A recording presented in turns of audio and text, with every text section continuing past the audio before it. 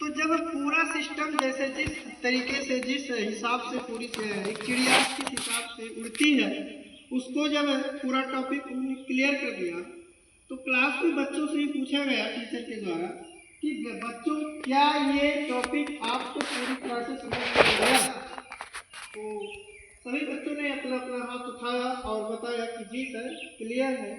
लेकिन उस क्लास में एक बच्चा ऐसा था जिसने ये बोला कि सर मुझे कुछ भी समझ में नहीं आया। उस बच्चे ने उस टीचर से बोले कि सर जो टॉपिक बताया गया इसे मुझे कुछ भी नहीं समझ में आया, जबकि टीचर के द्वारा पूरी लगन से जो है वो टॉपिक यानी कि चिड़िया कैसे उड़ती है इस तरह से उसको जो है बताया गया था और सभी बच्चे जो है उसको समझ गए थे कि कैसे वो उड़ते हैं। तब टीचर ने क्या किया, उस बच्चे को समुद्र के पास लेके गए और उनको जो है समुद्र के पास आप देखते हैं चिड़िया और अन्य जानवर जो पक्षियाँ होते हैं उड़ते हैं बैठते हैं, है ना। तो वहाँ पे जो है उनको चिड़िया कैसे उड़ता है ये दिखाया गया प्रैक्टिकली रूप में। तो चिड़िया कैसे उड़ रही थी, अपने शरीर की आंतरिक एनर्जी को खर्च करके और जो उनके पंख थे वो अपनी जो है खूब तेजी से जो है वो उठा करके उसके बाद जब वो परिश्रम करती थी तो हवाओं को जो है दबा करके वो क्या करती थी ऊपर उठ जा रही थी। ये बहुत ही गौर से ये बच्चा क्या कर रहा था, देख रहा था।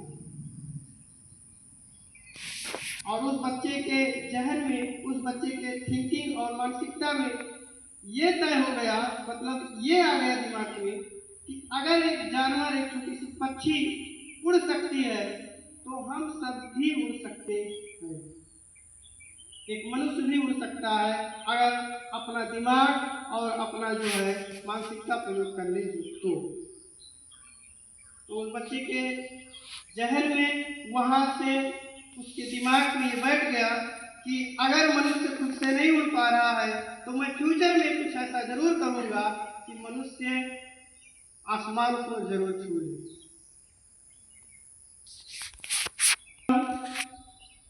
एपीजे अब्दुल कलाम के बारे में, जिनका पूरा नाम अब्दुल पटेल अब्दुल कलाम है।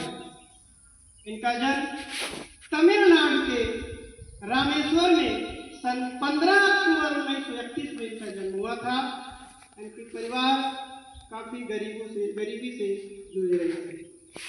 इनके पिता एक मछुआरा थे, लेकिन इनको जब ये कहानी गुरुजी के यानी टीचर्स के माध्यम से पता चला तो इनके जहन में, इनके दिमाग में यही बैठ गया कि मैं ऐसा कुछ करूंगा कि जिससे जो है पूरा मानव और पूरा इंसान जो है आसमान को उड़ करके जरूर छुएगा। और उन्होंने करके दिखाया। आप जानते होंगे इनका नाम और इनके बारे में आप सुने भी होंगे। मिसाइल मैन के नाम से इन्हें जाना जाता है, जो हमारे भारत के बहुत ही महान वैज्ञानिक थे। इनकी जो रुचि थी इंजीनियर बनने की थी। इनकी जो रुचि थी इंजीनियर बनने की थी और इन्होंने जो है इंजीनियर का कोर्स किया और उसके बाद जो है जब इन्होंने पायलट का एग्जाम दिया, पायलट का वैकेंसी निकली थी, वो भी केवल और केवल 9 पोस्ट की, यानी कि उसमें पूरे भारत में केवल और केवल 9 लोग की सीट थी और 9 लोग उसमें आ सकते थे। उन्होंने जो है एग्जाम दिया और वो जो है जब रिजल्ट आया तो रामेश्वर से वो उत्तराखंड यानी देहरादून में जाकर के अपनी जो है नाम देखने के लिए सोचे। लेकिन जब उन्होंने सोचा कि मैं यहाँ से देहरादून जब जाऊँगा तो मेरे लिए पैसे की जरूरत पड़ेगी, रुपये की जरूरत पड़ेगी, और वो पैसा उनके पास नहीं था क्योंकि इनकी आर्थिक स्थिति बहुत ही कमजोर थी। तब उन्होंने अपने बहन के कुछ कंगन थे, गहने थे, उन्होंने उनको बेचा और बेचने के बाद जो है देहरादून गए। देहरादून किस लिए गए? अपना रिजल्ट देखने। वो भी किसका? पायलट का रिजल्ट आया है, मैं जाऊंगा देखने। और उन्हें उम्मीद थी कि 9 में से मेरा नाम उसमें जरूर रहेगा। लेकिन जब वो गए तो उनका नाम उस लिस्ट में नहीं था। उन्होंने सोचा हो सकता हूँ मैं गलती कर रहा हूँ, उन्होंने फिर रिपीट किया, लेकिन उनका नाम उस लिस्ट में नहीं था। और अब्दुल कलाम जी काफ़ी नर्वस हो गए और वहीं उत्तराखंड देहरादून में एक ब्रिज के पास जाकर के वो जो अकेले किसी के बारे में सोच रहे थे। मैं इतना पढ़ाई किया, इतना जो है सब कुछ त्याग दिया, लेकिन मुझे जो है इसका रिजल्ट कुछ नहीं मिला।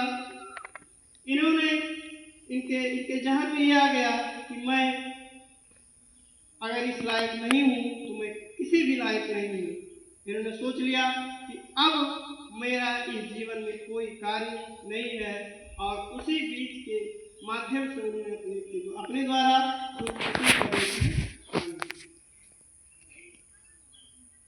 आप जानते होंगे जब कोई व्यक्ति बहुत ही दुखी फील करता है तो उसके चेहरे से पता चल जाता है कि यह व्यक्ति बहुत ही दुखी फील कर रहा है। तो वहीं से ब्रिज के पास एक गुरु थे, वो वहीं से गुजर रहे थे। उन्होंने उस बच्चे को देखा तो उस बच्चे को उन्होंने बुलाया कि बाबू क्या बात है, क्या दिक्कत है तुम्हें, क्या परेशानी है। पूरी कहानी उस बच्चे ने या अब्दुल कलाम जी ने गुरु जी को बताया। गुरु जी ने बताया कि देखिए, अगर आपका इसमें रिजल्ट नहीं निकला है या नहीं आया है, आप इसमें नहीं पास हुए हैं, तो मान कर चलिए कि आपको भगवान के द्वारा, अल्लाह के द्वारा कोई अच्छी जो है योजना बनाई रखी है। माय डियर स्टूडेंट, अगर आपको आपके टारगेट, अगर आपको आपका टारगेट नहीं मिल रहा है तो ये मानकर चलिएगा कि वो आपका टारगेट इसलिए नहीं मिल रहा है कि ईश्वर के द्वारा उस टारगेट से भी अच्छा कोई एक मुकाम बना करके रखा गया है। आपको उस टारगेट के अनुसार आपको कभी भी अपने के द्वारा नर्वस नहीं होना चाहिए और हार नहीं माननी चाहिए। गुरु जी के बात को सुन करके अब्दुल कलाम जी ने जो है इस बात को, यानी कि खुदकुशी करने की बात की जो है उन्होंने क्या किया, हटा दिया। उसके बाद वहीं से रामेश्वर देहरादून से फिर क्या किए, अपने तमिलनाडु जहाँ पर उनका जन्म स्थान रामेश्वर था वहीं पर फिर से आ गए। और जैसे ही वो घर पे पहुंचे, उनके पिताजी ने उनको जो है एकदम गले से लगा लिया और खुशी का ठिकाना नहीं था। क्यों नहीं था? क्योंकि दिल्ली से उनका ज्वाइनिंग लेटर आया था, वो भी किसमें, साइंटिस्ट में जुड़ने के लिए, इसरो। कहाँ से? इसरो। यहाँ उस लेटर में ये लिखा था कि आपका बच्चा इंजीनियरिंग कॉलेज में पढ़ते थे, है ना, तो आपका बच्चा हमारे कॉलेज में सबसे नंबर 1 पर आया है और आपका बच्चा इसरो के जो है माध्यम के द्वारा साइंटिस्ट के रूप में चुना गया है। तब जो है अब्दुल कलाम जी बहुत ही खुश हुए और उन्होंने उसको जो है ज्वाइन किया। उसके बाद इनको जो है कर्नाटक यानी बेंगलुरु भेजा गया और अन्य खोजों के द्वारा प्रैक्टिस करवाया गया। फिर उसके बाद इन्हें जो है श्री हरिकोटा भेजा गया, जहाँ पर हमारी मिसाइलें जो है, जहाँ से मिसाइलें जो है भेजी जाती हैं। और धीरे धीरे इन्होंने जब सभी देशों में भ्रमण किया तो दिमाग और भी उत्तेजित हो गया और इन्होंने सन 1989 ईस्वी में एक ऐसा मिसाइल तैयार किया जो केवल अपने भारत का ही मिसाइल था, नहीं तो फिर हमें जो है अन्य देशों से इस मिसाइल को मांगना पड़ता था, वो भी भाड़े पर पैसा खर्च होता था। एक मिसाइल अगर बनाना रहता है तो कई करोड़ रुपया जो है खर्च करना पड़ता है। अगर मिसाइल अब हमारे देश में अब्दुल कलाम जी के द्वारा मिसाइल बन गई और हम एस्टेरॉइड हो गया या अन्य कोई चीजें अगर हमारी पृथ्वी पर गिर रही है तो इससे जो है हम इसका प्रयोग करके रोक कर लेते हैं। और अगर कोई जंग या कोई देश, हमारा विदेश वाले व्यक्ति जो है अगर कोई विरोध या युद्ध करते हैं तो इसका भी प्रयोग करके हम अपनी जो है सुरक्षा कर लेते हैं। तो आज 15 अक्टूबर है, 1931 में इनका जन्म हुआ था और 27 जुलाई 2015 को इनकी मृत्यु हो गई थी। 27 जुलाई 2015 को इनकी मृत्यु हो गई थी। इतने इनकी मृत्यु होने के बाद इतने लोग इनके जो है दुख के दिन आए थे कि इनका जो है संस्कार 30 जुलाई को करना पड़ा था। तो आज उनका जन्मदिन है, तो उनको हम सब नमन कर रहे हैं और आप भी उनके आत्मा को शांति देने के लिए और जन्मदिन मनाने का सेलिब्रेट भी करेंगे और उनका जो है उनको जो है याद भी करेंगे। हो सकता हो आपको इस कहानी से कुछ फील हुआ होगा या कुछ हो सकता हो फॉलो कर सकते हो, क्योंकि वो बहुत ही निम्न परिवार के थे, मुस्लिम परिवार के थे और वो जो है उनके पिता मछुआरे थे। तो आप सोच सकते हैं कि वो कहाँ से कहाँ चले गए, किस स्थिति से कहाँ चले गए। उन्होंने अपने आत्मकथा में लिखा है कि जिंदगी जीवन जीने का केवल एक ही मूल मंत्र है। जिंदगी जीने का केवल एक ही मूल मंत्र है, वो भी केवल है शिक्षा, केवल और केवल है शिक्षा। शिक्षा आपको कभी भी झुकने नहीं देगी अगर आप इसको लगातार पढ़ते जा रहे हैं, पढ़ते जा रहे हैं, पढ़ते जा रहे हैं, क्योंकि शिक्षा से ही अनुभव प्राप्त होता है और अनुभव रहेगा तभी आप अन्य चीजों में माहिर हो पाएंगे। अंत में मैं यही कहना चाहूंगा कि झुकेंगे हम, तुम्हें झुकने ना देंगे। झुकेंगे हम, तुम्हें झुकने ना देंगे। लिखेंगे खून से इतिहास, लेकिन इस देश को झुकने ना देंगे।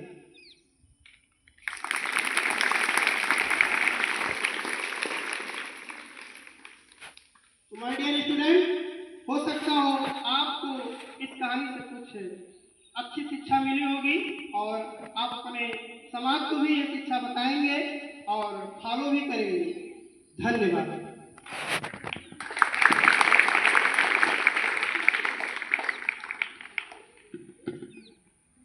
क्लास 9 अनुष्का सिंह